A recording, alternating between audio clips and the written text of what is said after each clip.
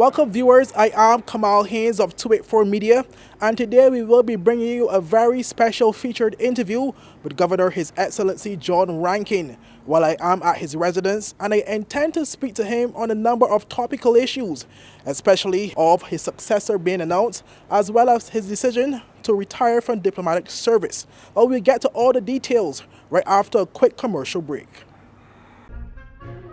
So you're saying I can ask this cat any question? The cat is connected to the computer.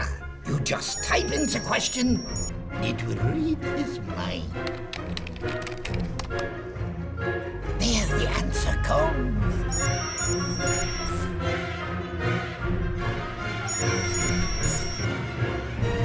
You're the man! I've been looking for this for weeks.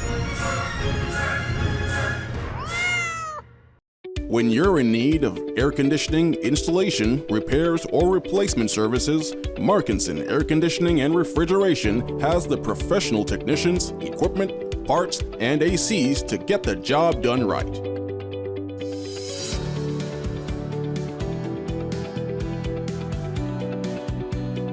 Markinson Air Conditioning and Refrigeration carries top brands like Daikin, Aircon, Mitsubishi, and more. We're open Monday to Saturday from 8 a.m. to 5 p.m. Located in Fish Bay. Telephone 340-4114 or 343-9511. Markinson Air Conditioning and Refrigeration, providing exceptional services to the British Virgin Islands since 2015.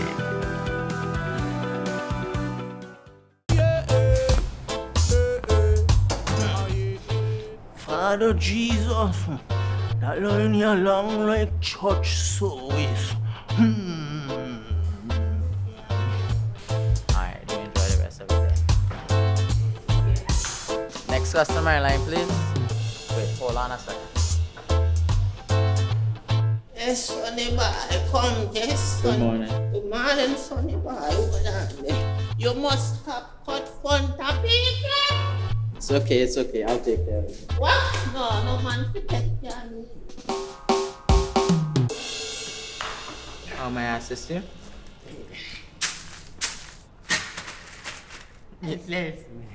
You want top of power? You want top of power?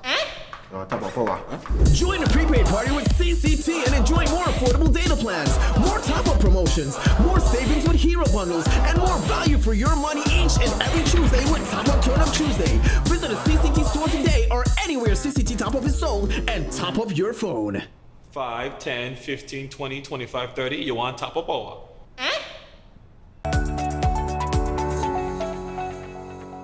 Well, as promised, viewers, I have with me here His Excellency Governor John Rankin, who's here to speak about a number of topical issues, as well as issues relating to a recent announcement, that of your successor that will be here in January 2024. Firstly, welcome, Governor. Thank you, very glad to be here. How are you doing? I want to start off by getting, the gist of how are you doing. And I know oftentimes when you are at press conferences, it's more so about business. But how are you doing? I'm very well, thank you. It's been a busy time for everybody in the territory, and my work has been no exception to that. But of course, I continue to enjoy the beauty of this territory and the friendliness of its people, so I'm fine, thank you. Okay.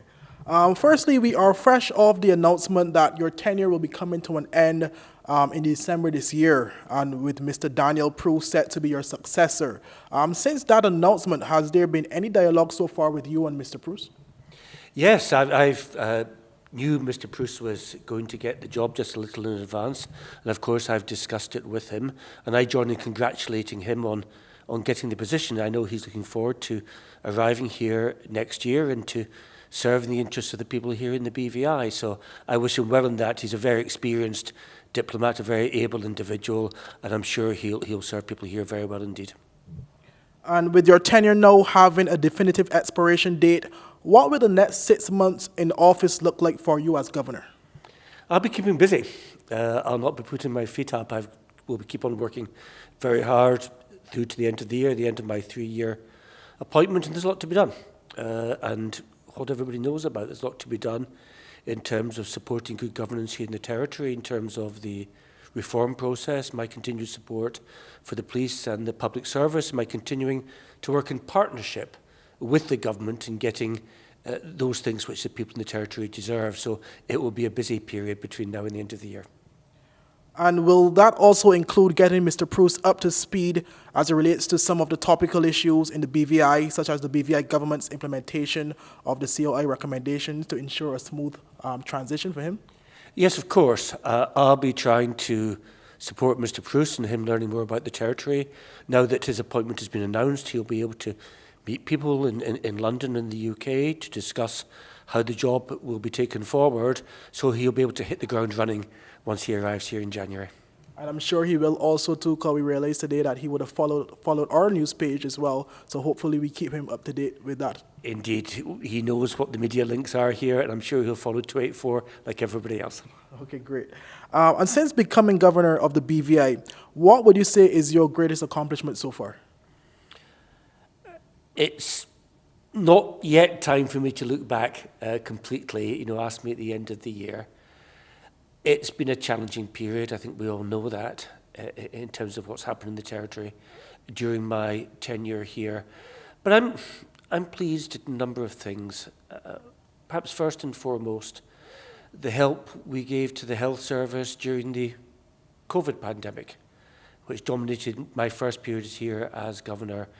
Or the vaccines which were provided from the UK, free for people here to use, the protective equipment, the ventilators, cost of over $2 million, but it helped to keep some people alive. And so that perhaps has been the most important single contribution. I'm also proud of the environmental work.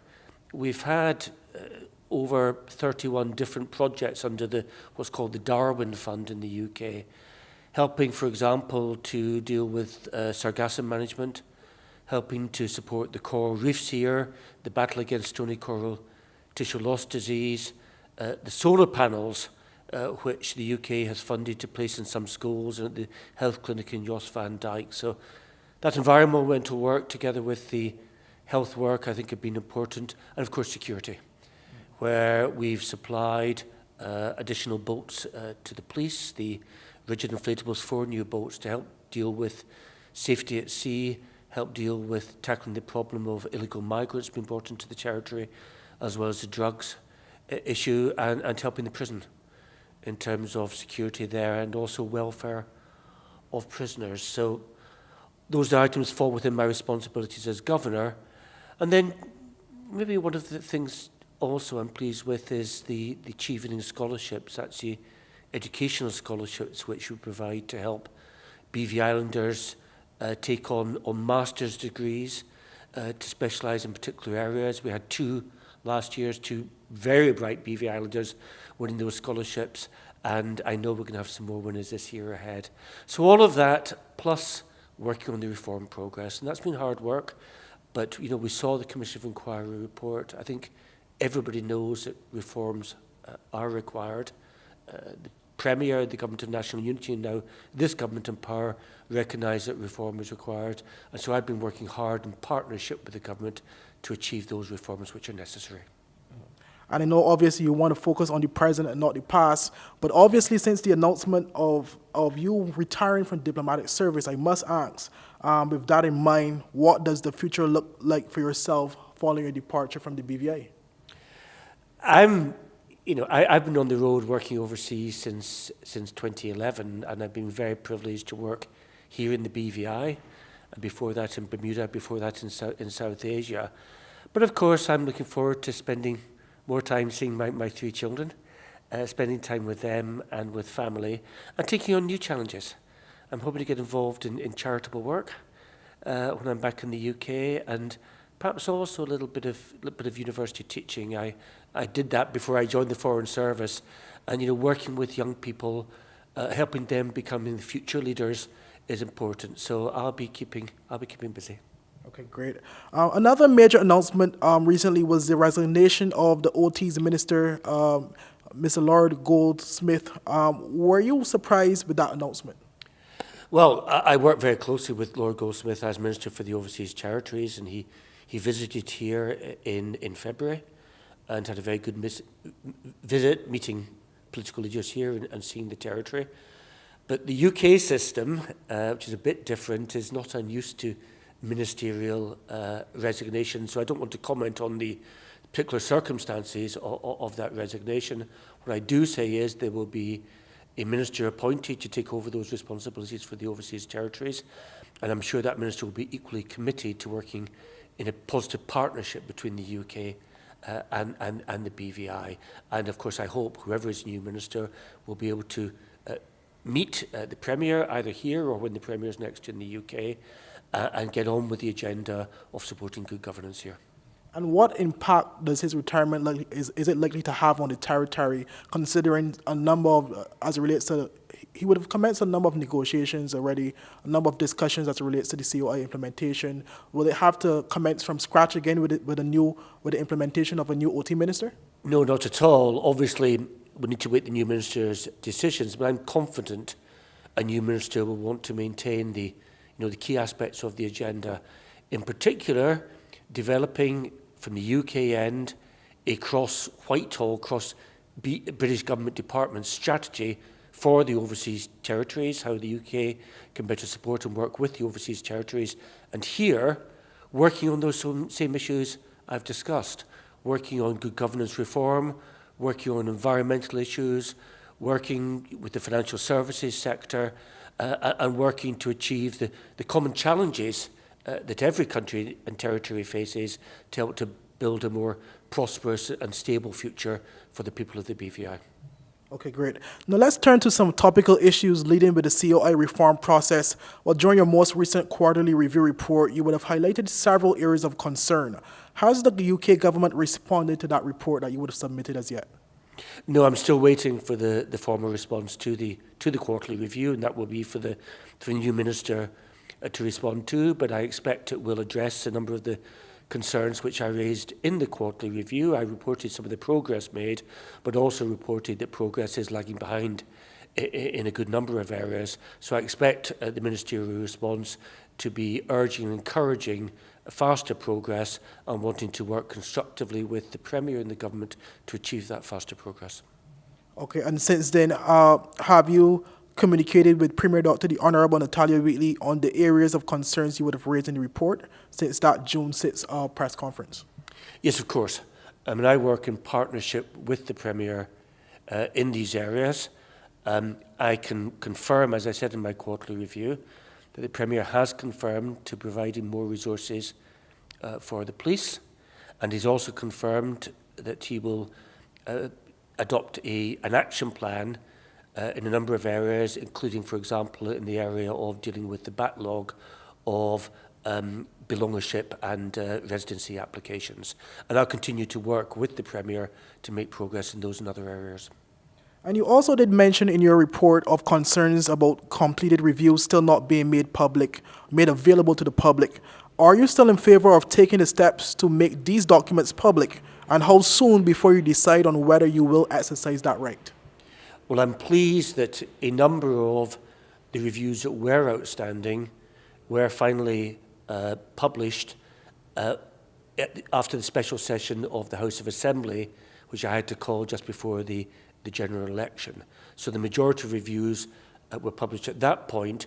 I think we've received 2 further reviews since then, and I hope they will be published shortly. If there's an undue delay in their publication by the government, then I reserve the right to publish them myself.